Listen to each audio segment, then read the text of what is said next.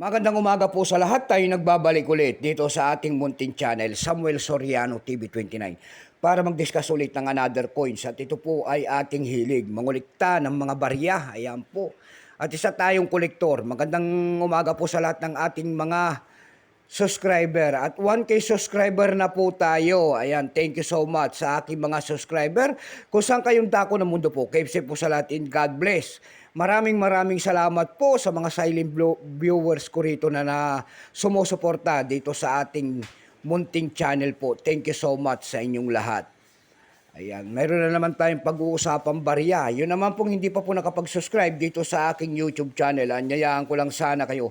At malaking tulong na po bagay ang inyong magagawa para lumago naman ang ating YouTube channel tulad ng pagpindot ng ating subscribe button, like and share para ma-update ko kayo sa mga latest ko pang gagawin mga video po. Meron naman tayong pag-uusapang barya kung magkano na ang kanyang halaga sa ating mga online selling. At ito po ay nakapaloob po sa BSP series. Year 2014 po, ito po ay common coins lamang. Titingnan natin kung magkano na ang kanyang mga presyo.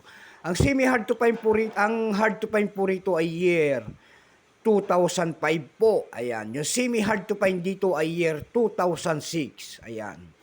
Napakahirap ng mga hanapin yan. Mga rare coins. Ayan. Bago tayo magsimula sa ating talakayan, kilalanin mo muna natin siya para makita natin ang kanyang presyo. Issue po nito ay Philippines po, Period Republic, 1946 up to date po. Type nito standard circulation coins years, 2003 hanggang 2017. Value nito 1 peso, nakapaloob po sa BSP series, currency piso, 1967 up to date po. Composition niyan ay nickel plated steel. Namamagnet po yan, ating magnet. Ayan. Kahit nasa capsule po, namamagnet. Excuse me po. May bigat lamang itong 5.35 grams. May habang 24 mm. May kapal po naman itong 1.9 mm. Hugis po bilog. Orientation nito ay medal alignment. Number N-17107. Reference number KM-269-A. Ito pong year 2014 nito ay 4 po na klase ang inilabas. Pero itong hawak natin, ito po ay year 2014 board letter reverse die 2. Ito po ay 17%. Wala pa po may pakita ang ating Bangko Sentral kung ilang piraso ang ginawa nito at ito'y nakaloob pa sa ating ginagamit. Ayan, ginagamit pa kasi natin.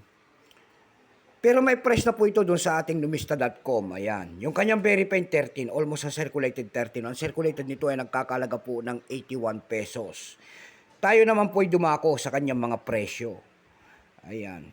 Doon sa ating eb.com PH, ayan, eb.com PH po, mayroon tayong nakita nagbebenta doon ng 87 pesos. Mayroon na rin tayong nakita doon nagbebenta nito ng 55 pesos. Tayo naman po dumako sa Carousel PH kung tawagin. Sa Carousel PH naman po, mayroon tayong nakita nagbebenta doon ng 40 pesos. Yung pinakamalit po ay 30 pesos. Ayan lamang po ang ating may babaging kanyang presyo. Keep safe po sa lahat and God bless.